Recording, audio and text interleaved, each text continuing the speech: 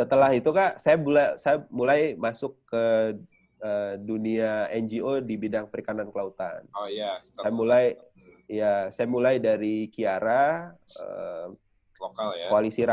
Koalisi Rakyat untuk Keadilan Perikanan. Jadi posisi di situ selama 6 bulan, itu membuka peluang dan wawasan saya tentang dunia NGO lah. Dunia alternatif gitu kan. Stepstone pertama lah itu ya. Stepstone pertama sekali itu, dunia alternatif, karena kita memetakan tiga bidang besar kan. Ada yang di publik, jadi PNS atau ASN, ada di private gitu kan. Dan yang ketiga ini civil society lah atau non-profit. Nah, saya waktu itu rezekinya di non-profit. Setelah 6 bulan saya pindah ke NGO internasional yang di Bogor, Rare. Itu yang Kiara? Itu di Kiara kayak apa itu maksudnya? Tugasnya atau apa? Oh ya. Di Kiara posisi saya waktu itu koordinator pengelolaan pengetahuan bahasa fungsi organisasinya. Pekerjaannya itu saya dulu menyiapkan bahan-bahan kajian kritis. Karena kan di pengalaman bekerja di bidang seperti itu cukup memberikan seperti ini ya ternyata gitu ya. Jadi bekerja untuk bidang perikanan itu nggak hanya lewat Dinas Kelautan Perikanan, nggak cuma ngajar di kampus gitu, tapi bisa dari segala membela hak-hak sipil dari nelayan itu juga pekerjaan ternyata. Gitu. Jadi waktu itu tidak hanya membahas aspek kritisnya, jadi rutin setiap bulan kita punya kertas posisi, saya nulis di kontribusi artikel, di buletin yang dikeluarkan sama Kiara gitu. Jadi saya kerja sekitar 6 bulan. Ada peluang di NGO lain, saya lamar, alhamdulillah dapat. Saya agak lama itu di Rare sebenarnya, di Bogor ya. Di Bogor kantornya. Hampir 3 tahun. Wah, hampir 3 tahun. Gitu. Posisinya salah satu manajer program di salah satu programnya Red. Jadi Red itu kan ada beberapa project lah. Nah, saya di salah satu projectnya kita ada berempat gitu kalau nggak salah. Berempat. Salah satu manajernya, ada satu direkturnya.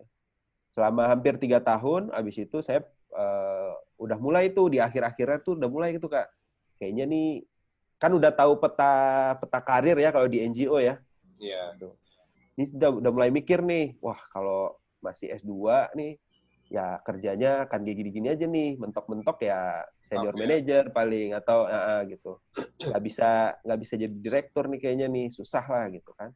Jadi kalau mau jadi direktur di NGO itu Kak, kalau kita tidak, kalau nggak PhD bisa juga, tapi harus 10 tahun ke atas. Portofolio project-nya 10 tahun ke atas. Jadi saya mempersingkat lah.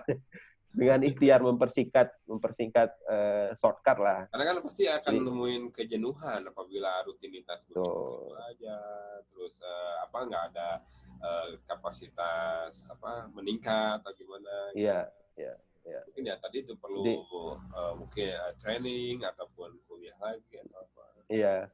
Jadi di akhir saya kerja di Rare tuh 2017 akhir, itu udah mulai nyari-nyari beasiswa tuh, dan sudah pernah tes beasiswa tahun 2018 dan gagal, gitu. Jadi nggak langsung bulus lah. 2018 ini pahitnya kegagalan lah ya. Iya, sedih sekali. Nanti bisa diceritakan nanti kegagalan. Ya nanti bisa diceritain lebih dalam. 2018 pokoknya saya gagal. 2019 karena gagal beasiswa itu saya nyari kerja lagi kan.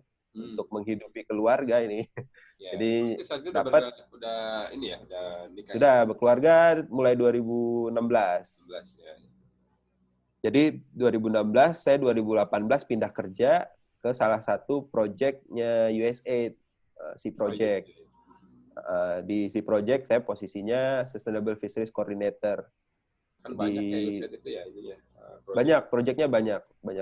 Salah satunya saya di Sea Project tuh fokusnya di WPP 715 lah. Jadi bolak-baliknya kalau waktu di Rare itu waktu di Rare itu saya bolak-baliknya tuh ke Sulawesi Tenggara, ke NTB, sama ada ke Papua Barat di Kaimana. Kalau di si project bolak-baliknya tuh ke Ternate, ke Ambon, sama ke Sorong atau Raja Ampat juga. Jadi masih daerah-daerah timur lah.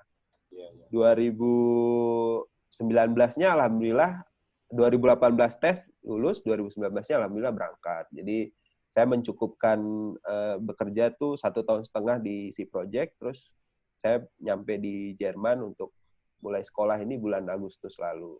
Agustus tahun lalu. 2019 ya. Ya. Nah, ini menarik ini stepstone perjuangan di karir pekerjaan. Kan mulai dari Pak Guru, kemudian pembela heroes ya, nelayan, pahlawan nelayan, terus mungkin di profesional ya. Karena ini kalau di NGO ini kan udah masuk kategori profesional sepertinya. Iya. Memang yang ditumpunya adalah knowledge dari background pendidikan. Nah, ini kan ada 3 NGO. Dan ini cukup ternama ya NGO, dan saya pikir masuk ke situ juga nggak mudah ya. Dan pasti kalau orang-orang biasa aja mungkin ya agak susah juga. Tapi ya oke lah, dengan 3 NGO itu sebetulnya yang membuat stepstone itu apa sih maksudnya? Saya mau pindah lagi selain tadi kejenuhan itu. Iya. Memang kurang menantang atau apa? Gitu? Jadi Kak, yang saya rasakan itu memang ada keberkahan kita dalam berteman lah bisa dibilang ya, atau membentuk jejaring gitu. Itu menurut saya faktor yang cukup besar gitu. Seperti contoh misalnya ketika saya masuk ke Kiara, selain saya bilang bahwa saya ini memang belajar tentang perikanan, gitu kan. Baru selesai pulang dari pendidikan S2, dan saya punya pengalaman sebenarnya apa yang terjadi di masyarakat dengan pengalaman di Indonesia Mengajar. Gitu. Tapi di Kiara itu saya tuh sebenarnya bisa dibilang tidak ada seleksi itu Kak. Jadi saya tuh kenal dengan pimpinannya ketika itu dari teman yang sama-sama di Indonesia Mengajar gitu. Jadi waktu ngobrol-ngobrol, kamu coba aja nih NGO nih, ada nih gitu kan. Saya kasih emailnya. Jadi saya email, terus diundang untuk interview lah istilahnya. Terus udah kamu bisa bantu gini, kamu setuju nggak? Sepakat ya sih. Udah. Jadi saya menawarkan ketika itu kalau mau mendekati masyarakat, saya punya pengalamannya. Kalau mau membahas dari sudut pandang kebijakan dan lain-lain, saya punya ilmunya gitu. Oke, gitu. Terus yang membantu juga kan jejaring kita nih, alumni STP di setiap daerah tuh kan cukup solid ya. Jadi ketika itu kita modal benar, itu modal privilege-nya kita lah sebagai mantan taruna-taruni yang pernah di pendidikan di STP, dan bahkan kalau nggak ketemu sama seniornya atau apa, itu ketika di daerah bisa ngaku-ngaku. Dan inilah, jadi ada satu kejadian waktu itu, saya sebagai posisi di Kiara itu menginvestigasi perdagangan tuna Kak waktu itu ceritanya. Pergi ke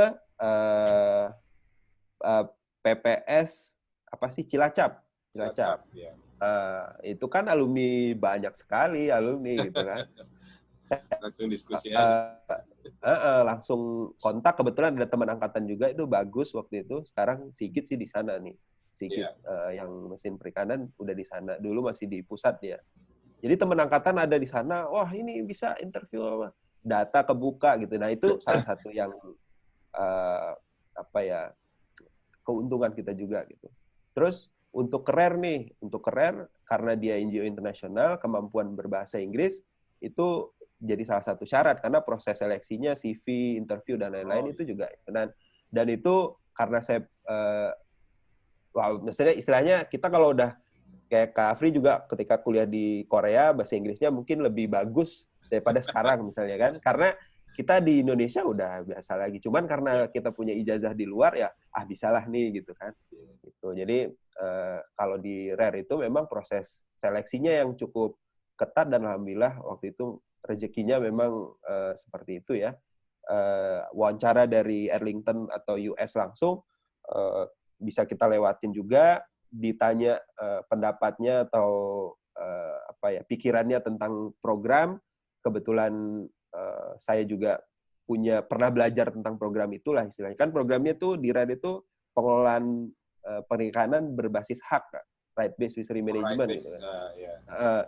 Jadi waktu S2 pernah belajar tentang itu, jadi ya udahlah matching juga lah gitu. Karena kalau nggak pernah belajar governance gitu ya, green governance,